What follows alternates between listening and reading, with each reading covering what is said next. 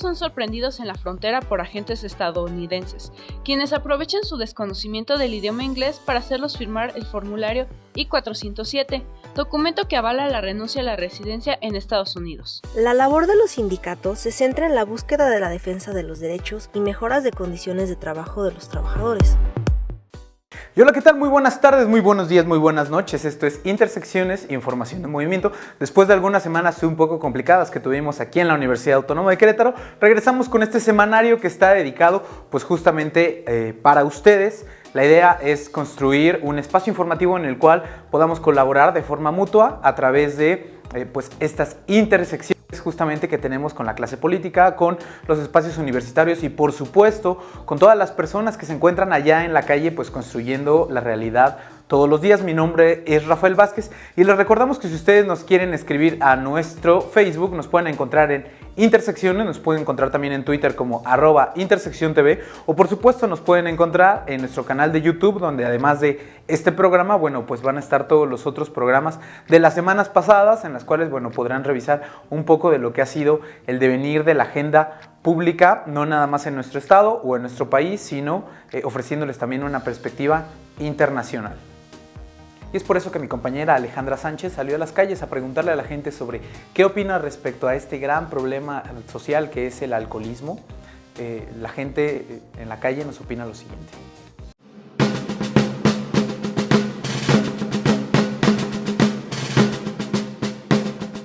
El pasado 19 de febrero ocurrió un lamentable accidente donde una persona perdió la vida a causa del alcohol, pero vaya contradicción, pues el fallecido no había ingerido ni una sola gota de alcohol, fue víctima más de un joven irresponsable que manejaba en sentido contrario por Avenida Bernardo Quintana en estado de ebriedad. Tal hecho ha causado indignación y diferentes puntos de vista entre la sociedad. Es que como sociedad no tenemos esa cultura, esa responsabilidad, tanto vial como consciente, como social, como valores, para no entender bien lo que se debe y no hacer. La educación viene de casa y seguramente esa persona, ese menor que condujo en estado de ebriedad, lo tomó un ejemplo de su padre o de su tío o de su abuelo, que es muy común, la verdad, que alguien maneje en estado de ebriedad es muy común. En mi familia lo hacen, conozco muchas personas que lo hacen, pero llega a un punto en que se sale de control. Pues, de entrada que da mucho coraje que pasen esas cosas y luego sobre todo que no se les pueden dar como penas más grandes a los menores de edad que hacen ese tipo de cosas. Me parece que son bastante responsables como para... Ya lo hicieron como para afrontarlas y pues obviamente que se haga como una... No solo campañas, sino también como los alcoholímetros que sean un poquito más severos o más cuidadosos, porque no puede ser que una avenida principal tan importante en Querétaro nadie se haya dado cuenta hasta que fue el accidente. A pesar de las diferentes y vastas campañas que se han realizado para combatir y prevenir la compra y consumo de alcohol en menores de edad, la estadística sigue aumentando, por lo que no solo se debería preocupar el Estado, sino también la sociedad y claramente los padres de familia. Así lo expresaron en su gran mayoría los entrevistados. Y responsabilidad total de nosotros como padres, debemos de mantener un margen con los hijos y yo creo que ahí no hay un límite, porque este chico al parecer es menor de edad o anda en los 18 años. Entonces sí, es muy feo tanto para el chavo, los padres, por supuesto, y sobre todo irresponsabilidad total. A decir de algunos, todos tenemos derecho a divertirnos, pero a sabiendas de que el derecho y respeto terminan donde comienza el de otra persona. Con imágenes de Arely Rodríguez informó para Intersecciones Alejandra Sánchez.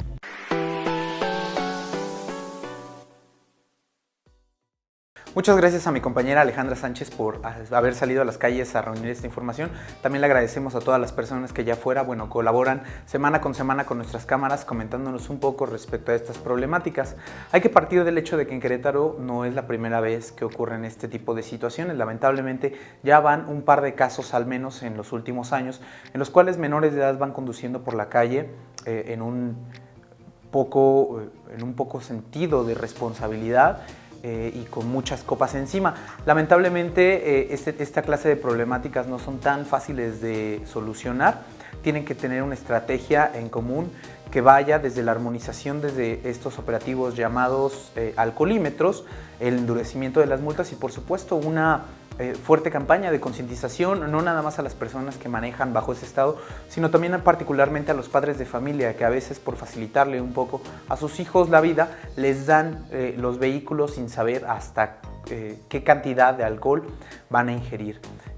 Sabemos que en efecto los padres no lo hacen con una intención negativa, muchas veces, insisto, es como para tratar de apoyar a sus hijos, pero lamentablemente pues este tipo de accidentes le cambia la vida no nada más a las personas que se ven afectadas por el mismo accidente, en el caso actual el taxista y también el pasajero, sino bueno, también la familia de el joven que pues protagonizó este episodio y que bueno, lamentablemente causó el deceso del taxista.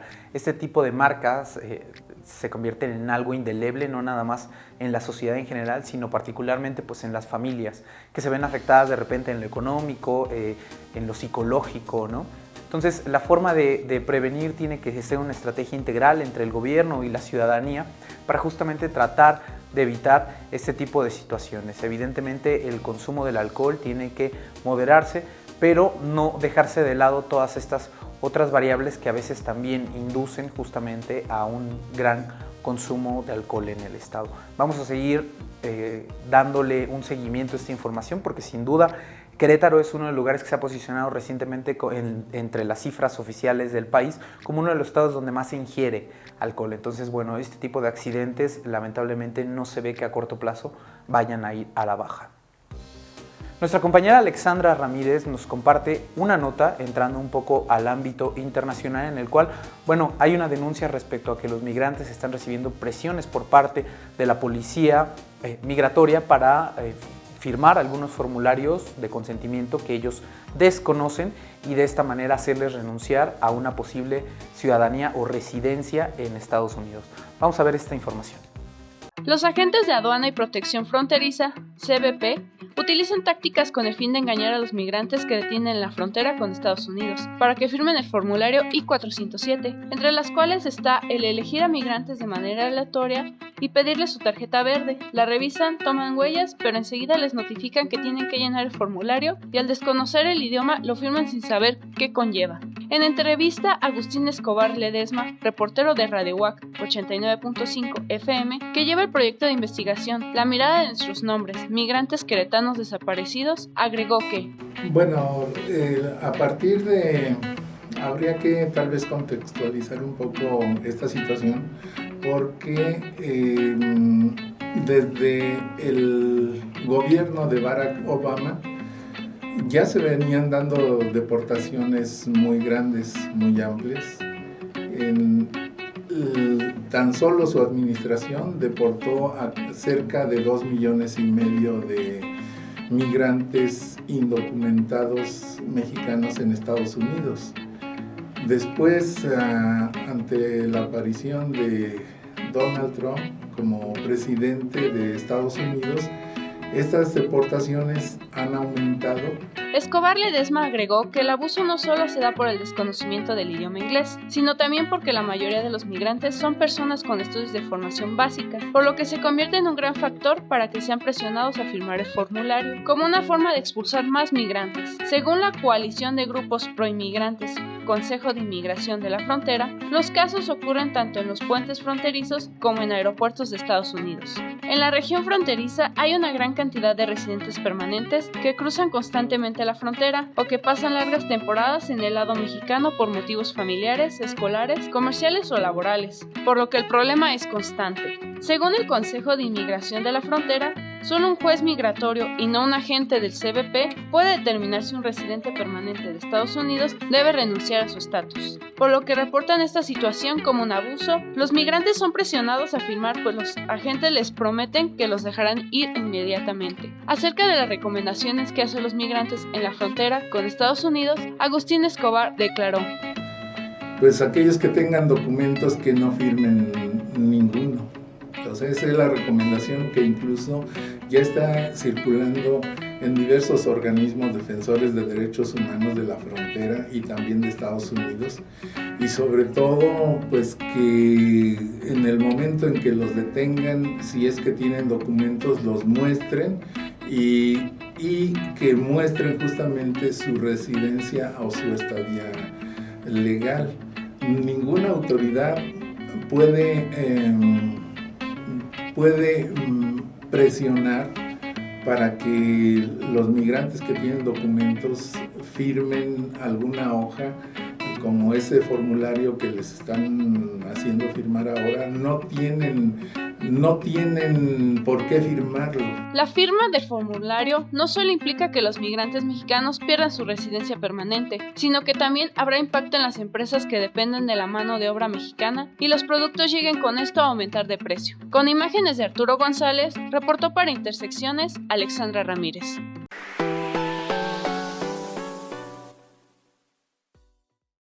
Muchas gracias a mi compañera Alexandra Ramírez por esta información. Hemos visto que recientemente, en las últimas semanas particularmente, ocurre un fenómeno muy interesante en Estados Unidos que no ocurre en México. Esto es un político cumpliendo algunas promesas de campaña, particularmente las promesas más funestas que llevó a cabo Donald Trump durante la campaña, en la cual pues vimos que hubo un ataque sistemático contra no solo los mexicanos, sino contra todos los latinos en general, contra algunas personas musulmanas, contra parte de la comunidad homosexual y también contra las mujeres en esta campaña.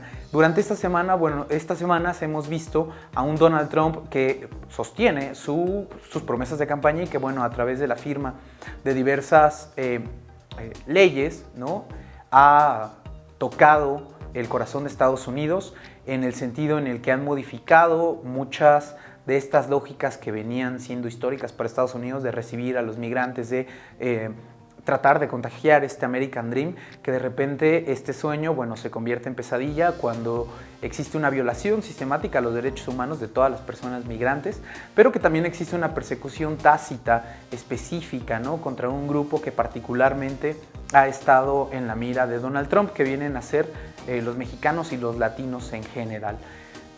Desafortunadamente no ha habido una respuesta apropiada por parte del gobierno de México y hemos visto también que ha habido una lenta respuesta en los consulados allá como para poder darle cauce a todos estas violaciones a los derechos humanos que han sufrido nuestros connacionales. Vamos a estar atentos para seguir con esta información, dado que apenas son las primeras semanas de esta presidencia que se va a antojar eterna, y recordemos que son cerca de 11 millones las personas que se encuentran en un estado migratorio que podríamos llamar vulnerable, y en el cual se ha amenazado que a gran parte de estas personas se les va a deportar a través de nuestras fronteras. Vamos a ir a un corte y regresamos después de esta información.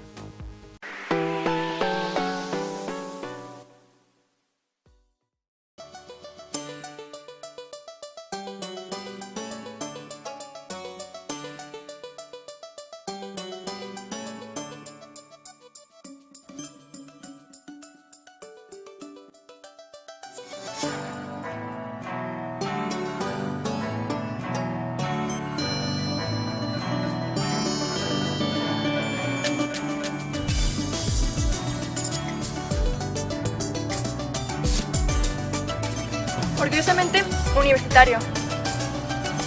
100% UAM. Cambia tu mundo. Totalmente saludable.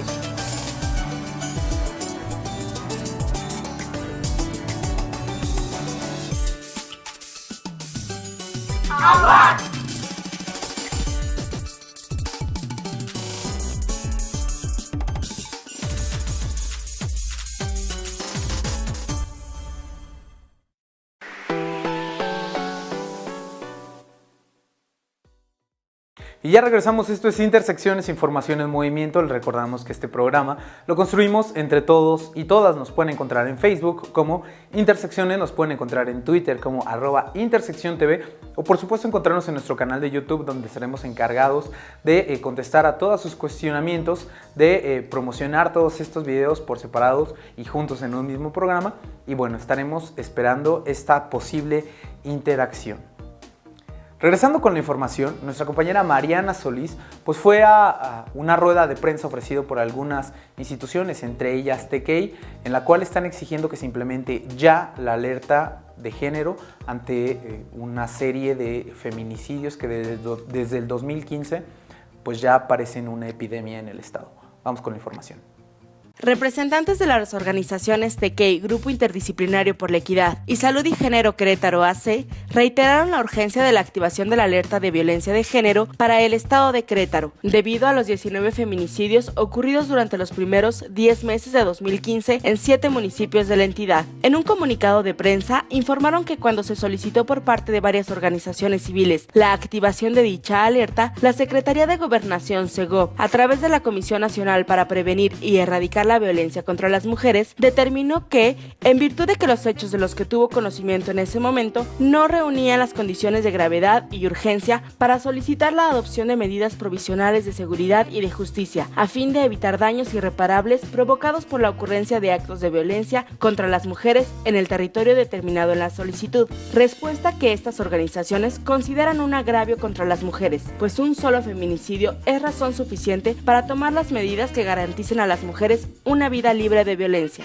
Además, en su comunicado, manifestaron que a pesar de reconocer que el gobierno del estado de Querétaro ha realizado actividades relacionadas al cumplimiento de las recomendaciones previstas en el informe del grupo de trabajo que se conformó para atender la solicitud interpuesta, la información que se otorgó fue desestimada y las recomendaciones son insuficientes para cubrir las necesidades prácticas y estratégicas de las mujeres. Por otro lado, aseguraron que la exclusión que se hizo en la solicitud del municipio de Amealco es un acto que agrava la situación de desigualdad que viven las mujeres por su condición étnica, económica y social. Además, en relación al dictamen de la SEGOV, en el sentido de declarar improcedente la activación de la alerta de violencia de género para la entidad queretana, declararon la coincidencia con el voto razonado por la Comisión Nacional de los Derechos Humanos en relación a que se encuentran pendientes a realizarse una serie de actividades que permitan generar mapas georreferenciales sobre violencia contra las mujeres. Además, únicamente se destinó un incremento del 4.49% al fortalecimiento de las instancias municipales de las mujeres. Asimismo, no se menciona el grado de cumplimiento y de acciones concretas del Comité para el Seguimiento y Evaluación del Protocolo de Protección de Víctimas Mujeres, Niñas y Niños. Finalmente, manifestaron su preocupación por la forma en que se llevó a cabo el proceso, pues se encontraron diversas inconsistencias, como la identificación en el dictamen en la que se evidencia que el proceso de elaboración de los planes de trabajo fueron acompañados por la empresa Consultoría Imperatoria, misma que impartió talleres dirigidos a las y los titulares y responsables de las diferentes instancias municipales de las mujeres, y en su sitio web se presenta como una empresa mexicana especializada en la formación y capacitación de políticos mexicanos afines al Partido Acción Nacional para la obtención de triunfos electorales, la cual ofrece capacitaciones en temas como planeación de campañas electorales, contención y bloqueo de operadores priistas y financiamiento de apoyos políticos, entre otros. Situación que evidencia el trasfondo generalizado de corrupción, cancelando el acceso a la justicia al utilizar fondos públicos destinados a la prevención y erradicación de la violencia contra las mujeres para promover las acciones de un partido político. Con información de TKI, Grupo Interdisciplinario por la Equidad y Salud y Género Querétaro AC, reportó para Intersecciones Mariana Solís.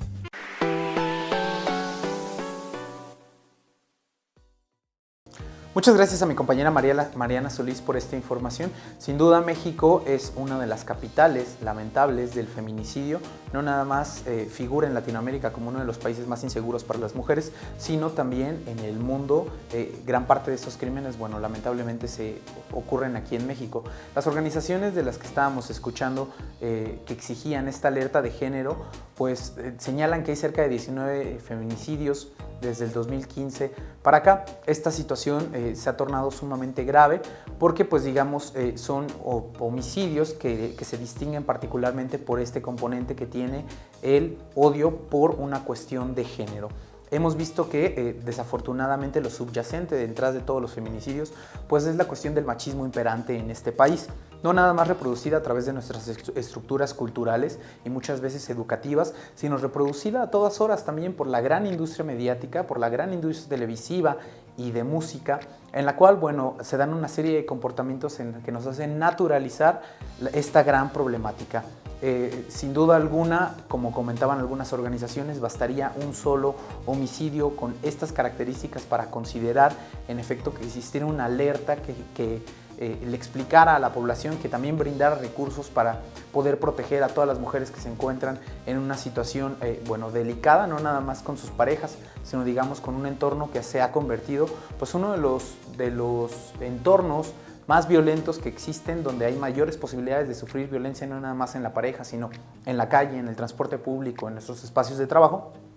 Y sin duda, estas organizaciones que están trabajando en pro de la igualdad nos permiten, conocer un poco más de ese trabajo y de cierta manera sumarnos a este llamado. Continuando con la información, nuestra compañera Charis Mata hizo una nota respecto a la vigencia del sindicalismo hoy en día, es decir, hay algunas posturas encontradas. ¿Sirve todavía hoy en día para proteger a los trabajadores? O por otro lado, se ha convertido únicamente en espacios en los cuales, la negociación con el patrón es simulada y en realidad no hay una defensa real de los trabajadores y las trabajadoras, sino nada más un manejo de poder al respecto. Nuestra compañera Charis Mata nos ofrece esta información.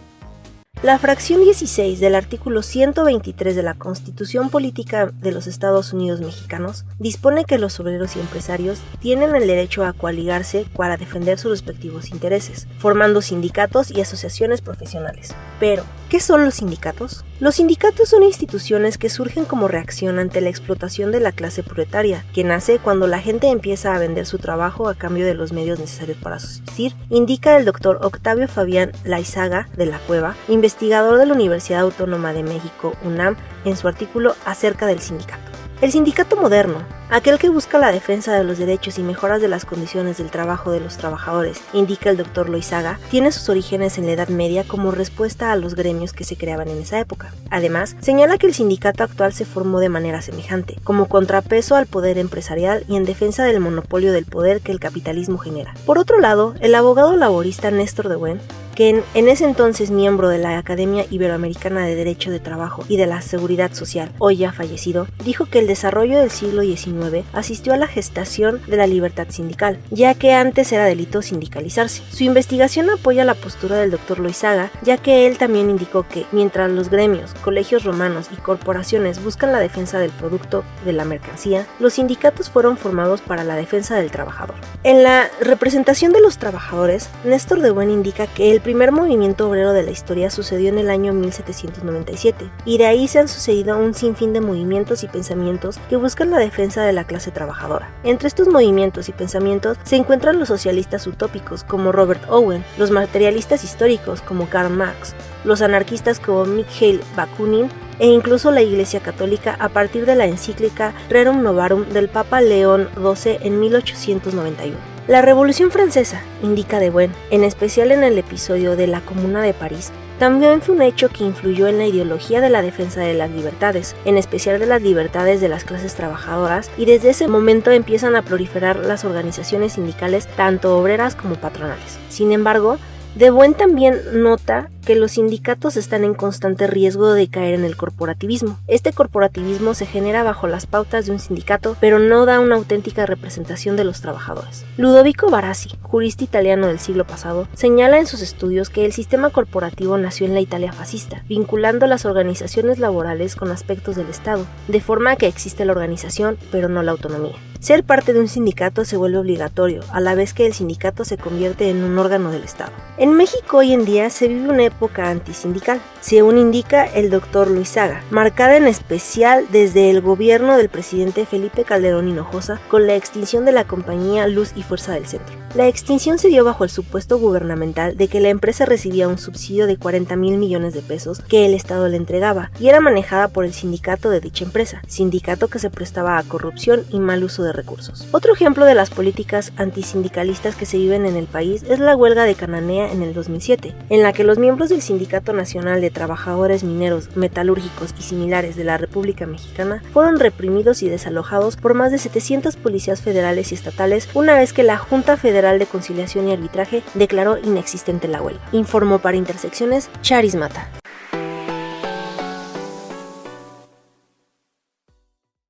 Muchas gracias a mi compañera Charis Mata por esta información. Sin duda es una discusión trascendente, recordando un poco los antecedentes del sindicalismo en México y en el mundo. Bueno, pues vemos que a partir de los inicios del siglo XX hubo una lucha de los trabajadores y las trabajadoras por estar buscando un horario laboral que fuera de 8 horas, tener algunas prestaciones laborales, tener ciertas garantías y certezas que les ofrecieran las diferentes empresas, ¿no? y el sector patronal a los trabajadores. Este entorno que creó al sindicalismo en México, pues era un entorno sumamente agreste en el cual había jornada laboral de hasta de 16 horas. Las primeras luchas sindicales de algunos grupos de las mujeres, particularmente en Europa, buscaban de entrada que les dieran algún tiempo en específico como para poder amamantar 5 o 10 minutos a sus bebés mientras estaban en las diversas fábricas. Es decir, las luchas sindicales fueron las que actualmente nos garantizaron a gran parte de los trabajadores pues estas conquistas que se ven plasmadas en la ley. Hoy en día no nada más hay un ataque sistemático en contra de los trabajadores, sino también hay un ataque sistemático contra los sindicatos, porque desafortunadamente muchos de los sindicatos ya no representan los intereses de todos los trabajadores y se han prestado justamente para poder negociar con el sector patronal para obtener beneficios propios. Recordemos que algunos líderes sindicales en México particularmente han sido señalados por este uso o mal uso de estos logros sindicalistas. Entre ellos, bueno, tenemos a Elbester Gordillo, que recientemente recibió ya el permiso de tener la prisión domiciliaria por causas de salud. Tenemos también algunos otros ejemplos que han señalado de corrupción, como el actual legislador Carlos Romero de Champs, que él pertenece directamente al sindicato de Pemex. Y en fin, como esta clase de ejemplos hay bastantes, incluso aquí en la ciudad de Querétaro. Bueno, recientemente ha habido un desencuentro entre la Universidad Autónoma de Querétaro y algunas de las autoridades sindicales, justamente por esta cercanía que se tiene de repente con algunos grupos políticos. Esta problemática sin duda lo que genera es una desconfianza en los sindicatos, que recordemos, los sindicatos no nada más son un derecho consagrado, sino además debemos de protegerlos todos y todas, porque defendiendo a los sindicatos es la manera en la que defendemos nuestros derechos. Pero también hay que señalar cuando algunos líderes sindicales, sean del sindicato que sea, utilizan este poder únicamente para poder llevar a cabo algunos acuerdos políticos con algunos otros agentes fuera de las mismas bases o las mismas asambleas sindicales que se encuentran mucho más allá de las decisiones que llegan a tomar alguno de sus líderes, ¿no? Vamos a estar atentos siguiendo esta evolución del sindicalismo, particularmente en los aspectos en los que nos afectan a nosotros aquí al interior de la Universidad Autónoma de Querétaro. Y bueno, a partir de este seguimiento podremos presentarle una información un poco más equilibrada y por supuesto les recordamos, siempre la última palabra la tienen ustedes. Si nos gustan escribir en nuestras redes sociales estaremos encantados de leerles, estaríamos encantados también de recuperar alguna información que ustedes nos brinden a través de estas vías. Y bueno, vamos a dejar el tema hasta aquí. Siguiendo con la información, aquí en la Universidad Autónoma de Querétaro tuvimos el tercer tianguis de libros. Nuestro compañero Esteban Goñi nos trae un poco más de esta información y vamos a conocer este interesante proyecto de la Brigada para Leer en Libertad. La Universidad Autónoma del Estado de Querétaro realizó la tercera edición del Tianguis de Libros para Leer en Libertad, la cual se llevó a cabo del 20 al 23 de febrero y tuvo como objetivo fomentar la lectura entre los ciudadanos por medio no solo de la venta de libros, sino con distintas actividades como talleres, presentaciones y conferencias. Desde el primer día de actividades, la explanada de rectoría del centro universitario fue sede de este evento, en el que un gran número de alumnos visitaron los stands y puntos de venta, donde se podían escoger entre varias obras. Como ya es costumbre, el tianguis cuenta con un catálogo que va desde los famosos clásicos de literatura universal hasta distintos títulos de autores del ámbito local. En el primer día se contó con la participación de alumnos de la Facultad de Psicología que formaron parte de un taller de ilustración libre, que también se imparte en el Hospital de Oncología del Estado. En punto de las 6 de la tarde, dio inicio la inauguración de esta tercera edición del evento a cargo de la doctora Blanca Estela Gutiérrez Grajeda, secretaria particular de la UAC. que además de dar inicio a las actividades, impartió una conferencia sobre el centenario de la Constitución y lo que significa para la ciudad de Querétaro. También invitó al alumnado a hacer de la lectura un hábito más recurrente en su vida diaria y a formar parte de este tianguis de libros Leer en Libertad. Entre las conferencias que se presentaron, destacan la de Francisco Pérez Arce el martes 21, San Juana Martínez el miércoles 22 y para la clausura se contó con la presencia del escritor y periodista Francisco Ignacio Taibo II el jueves 23.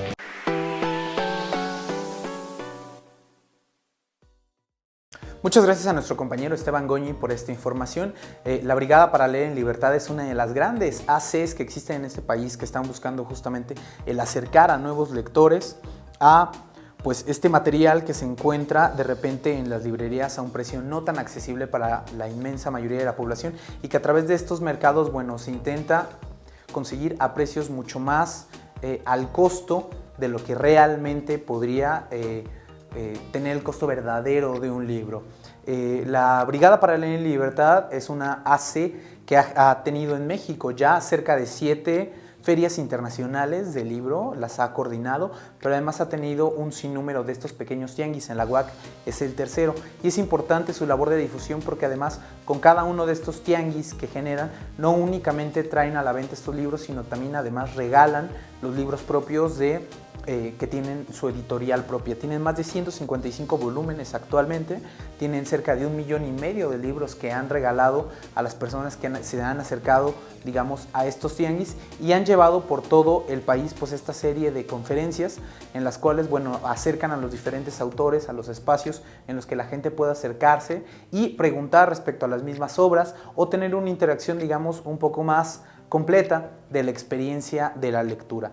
Le mandamos un saludo a todas las personas que han logrado este gran evento, a la librería universitaria, a los espacios de vinculación social, a toda la gente de Cultura UAC, que sin duda en un esfuerzo conjunto pues hemos impulsado este tipo de tianguis, que es importante que sigamos reproduciendo, no nada más en los espacios universitarios, sino en todos los espacios públicos donde la gente, bueno, pueda acercarse y tener un material de calidad para poder leer. Regresando con la información, esta semana fuimos a Renovarte Café para grabar una de las secciones más deliciosas de este programa, Consentidos. Sin duda les gustará esta nota.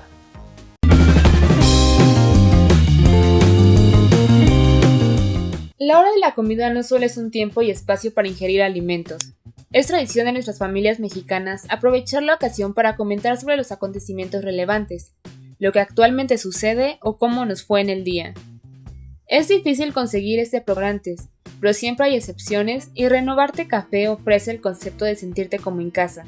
Yo soy Phil Jones y eso es Renovarte Café. Junto con mi esposa, hace más que 6 años tuvimos un sueño, una visión para hacer un espacio para jóvenes. Y en noviembre de 2010 nació Renovarte Café. Desde entonces ha crecido y ha fortalecido y aquí estamos para presentarles hoy un poquito de este sueño que tuvimos. Y pese a que decidas asistir sin compañía, podrás convivir con las personas de alrededor. Phil y Sandy, creadores de este espacio, son persistentes en fomentar esta convivencia. Decimos que Renovarte es un lugar más allá que simplemente un café, es un lugar para ti, un lugar que puedes pensar, experimentar, participar y buscar respuestas a las cosas más importantes de la vida. Además de ofrecer rica comida y deliciosas bebidas, Renovarte conquista a sus visitantes con su armoniosa atmósfera. Los estudiantes, sobre todo, podrán aprovechar este lugar para despejar sus mentes de los atareados horarios de clases. Después de todo, una buena conversación puede ser el postre de la comida del día. Queremos que Renovarte Café sea como un segundo hogar para ti. Reconocemos que aquí en la comunidad de Niños Héroes, alrededor de la UAC, hay muchos estudiantes que vienen de afuera. Entonces, queremos que para ustedes sea un espacio que pueden venir a hacer tareas, reunirse con amigos, incluso comer. Cuando a lo mejor tú rentas un cuarto y no tienes mucho espacio común, queremos ser ese espacio común que puedes encontrar amigos y comunidad alrededor de la UAC. Con imágenes de Arturo González, reportó para Intersecciones Fernanda Llanos.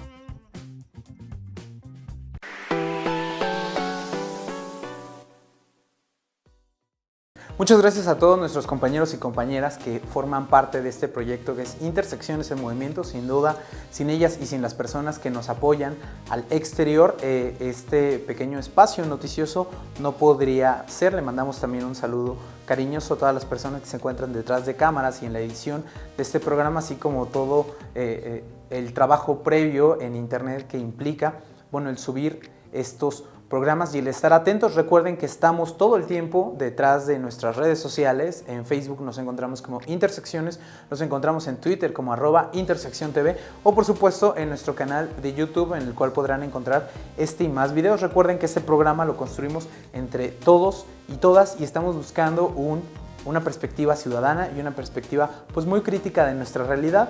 Nos vemos la siguiente semana.